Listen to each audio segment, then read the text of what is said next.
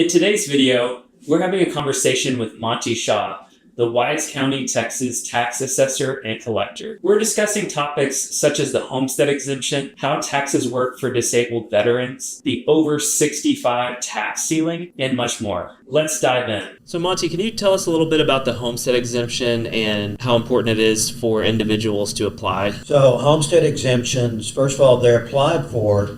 Anybody that's a homeowner can apply for a homestead exemption. You can only have one homestead exemption in the state of Texas, okay?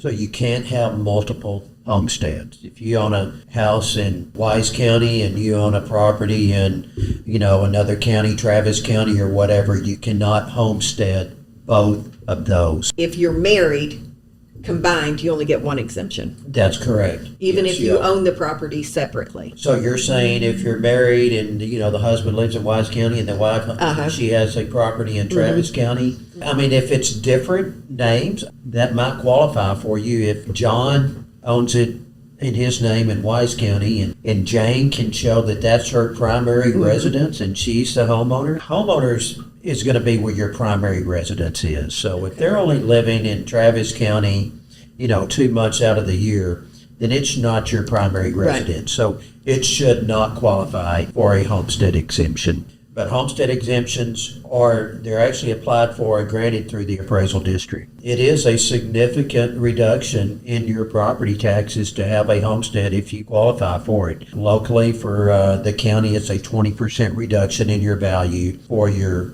homestead exemption. Earlier we mentioned about increasing the exemption for ISD taxes last year from $40,000 to $100,000 on homesteaded property. It is something that if you don't have it, you need to look into it and find out if you qualify for a homestead exemption for the county, because it is a big benefit to the property owner, to the homeowner. And anytime you purchase a new home, what's the process to make sure you get that homestead exemption? Let the appraisal district know.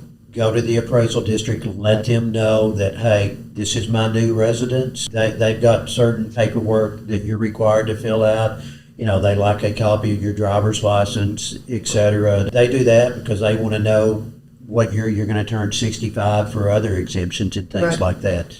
But yeah, go to the appraisal district and let them know that you purchased a new home. You want to make sure that your homestead is granted for, the coming tax year. And can you explain how property taxes work for disabled veterans? There's 2 different types of exemptions for veterans. So you have the disabled veterans exemption. So this is based upon a rating and a scale. You get a 10 to 29% disability, you're going to receive X amount of dollars in an exemption. 10 to 29% is a $5,000 exemption. So then if you go from a 30 to 49%, it's a $7,500 amount exemption. That goes all the way up to 100%. And the $7,500 is off of the fair market value of the property? Yes. Okay, yes, not it off is. of the taxes, but off the Not value off of the taxes. property? No, Okay. that's, off the value. That's correct. This goes up to the maximum of $12,000 exemption. Okay, that's the most you can get.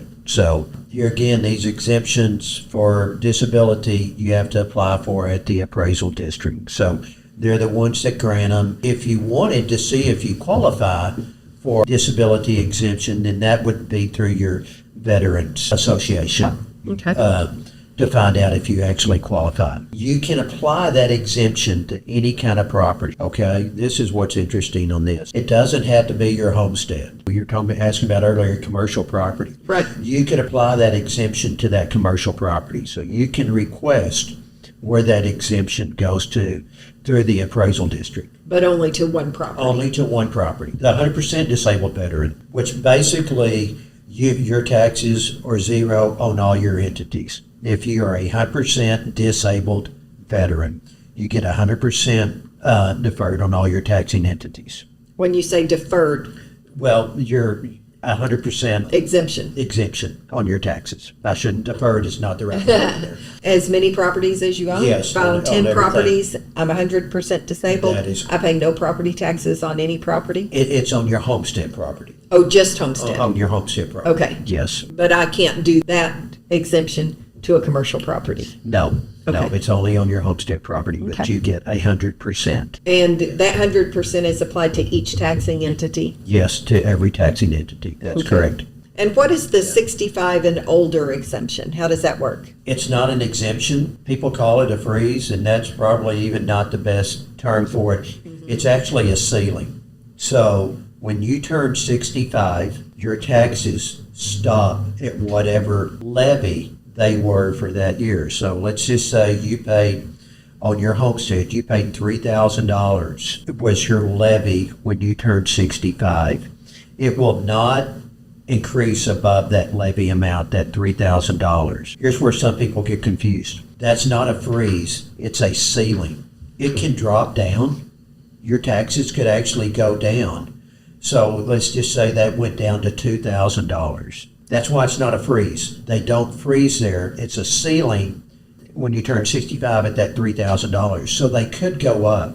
So we get people that call and say, my taxes are frozen and they went up. Your taxes were not frozen. They were actually at a ceiling of $3,000. They dropped to $2,000. They can go back to $2,500. Right. But they can't go above that ceiling of $3,000. So we get people that call and say, claiming that, hey, my taxes increased and they're supposed to be frozen. Well, they're not technically frozen.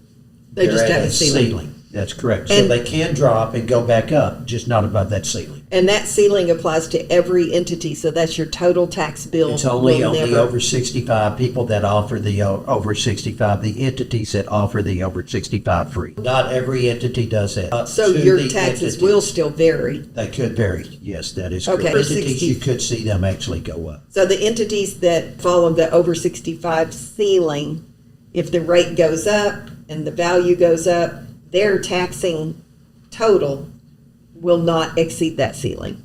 That their levy amount will not exceed that ceiling. That's Okay. correct. Yes, And what that's happens correct. if one spouse is, 66, but the other is only 56? They'll go by the one that turned 65 the first. Okay, Yeah. okay. Yeah. So I think we see that a lot too.